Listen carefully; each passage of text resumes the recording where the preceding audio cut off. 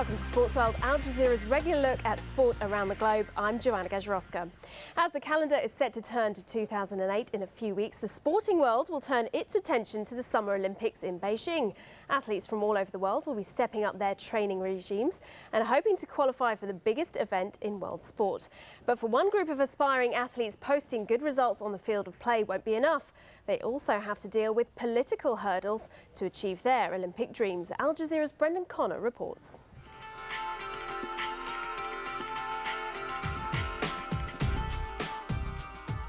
It's a sunny afternoon, and like many a football field any place around the world, there are a couple of teams getting set to kick it about. Here, though, the sides are made up of lads of Tibetan heritage. They're playing in a tournament with hopes of winning, with more just to spotlight their cause. And that cause is an independent or autonomous Tibet, free from China's rule, and perhaps someday a place in the Olympics under their own flag. The flag of the European Union and the 25 member countries flying outside the European Parliament building here in Brussels. But on this day, this flag is the only one that matters to the people inside making representation to the EU. This is the flag of Tibet, once a nation of its own, taken over and ruled by the Chinese since the late 1950s. Now, for years there's been a movement to try to attain a free and autonomous Tibet. Now, with the Olympics looming in Beijing next summer, and all eyes focused on China and its human rights record, the Tibetan athletes have decided to take up the cause in a big way. Pema Yoko is a young woman of Japanese and Tibetan heritage who grew up in the UK and is an accomplished table tennis player. She's become part of a newly formed organization called Team Tibet. It's a group of leading athletes from various countries putting faith in and pushing the agenda of the Tibetan freedom movement. Ladies and gentlemen, welcome to Brussels. Ever since I was young, I've never been represented. I grew up in a small community where there was hardly any Tibetans my own age, and I've always wanted to see someone to inspire me, not just my father, but someone, an icon. And I feel that if we had this chance to, the Tibetans would feel so highly represented, and it'll be a special moment for all of us. The Tibetans in exile, as they call themselves, recently began taking official steps to pursue this seemingly impossible dream. It began with the formation of a National Olympic Committee and the presentation of the committee's bylaws to the IOC in Lausanne.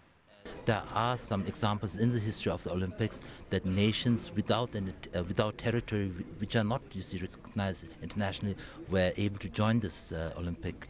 Like Palestine? Like Palestine, like Hong Kong, like Taiwan. And there are other examples also. The Olympics is a great game for all the nations to join together and celebrate. And for me, Tibet deserves to be a part of this game. To think that any kind of free Tibet lobbying effort, regardless of how impassioned, would sway the IOC in time for next summer's Beijing Olympics seems unlikely. For me, it's not about winning how many games I win or lose. It's about the taking part. And I hope you guys really support Team Tibet. And I hope Team Tibet will become a voice for the Tibetan movement. Thank you.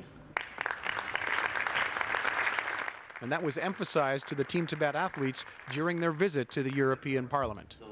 It has been discussed. The Tibetan delegation was in Lausanne. Of course, we discuss about this issue, the human rights, the freedom of religions or the press or whatever the speech. Basic human rights, we respect it absolutely. But please don't forget that the IOC is not a political organization. We are not the United Nations. I repeat again, as a member of the IOC since 24 years, that we are not in a position to interfere into the government politics. But one who begs to differ is former Czechoslovakian ice hockey star and current European Parliament member Peter Stastny. After many years of hoping, he finally got to play in the Olympics for his native Slovakia because the political landscape changed. These are just rules. Rules are there to be changed. If there is enough public pressure, you can change a rule, you can adjust them to benefit, to accommodate. And that's one of the basic message of Olympic Games, universality. The Tibetan athletes are a spirited and driven group, and they say they are prepared for setbacks and initial refusals, but they vow they will continue their mission. It would be our dream to to go, to walk inside to be represented at the games, and to see the flag. And the importance for us is to show the public that we are still here, that our country has not disappeared. That's what we want to emphasize. This was really a big step for us. I think to have really the support of parliamentarians of the European Parliament. So this is really a big support for our movement.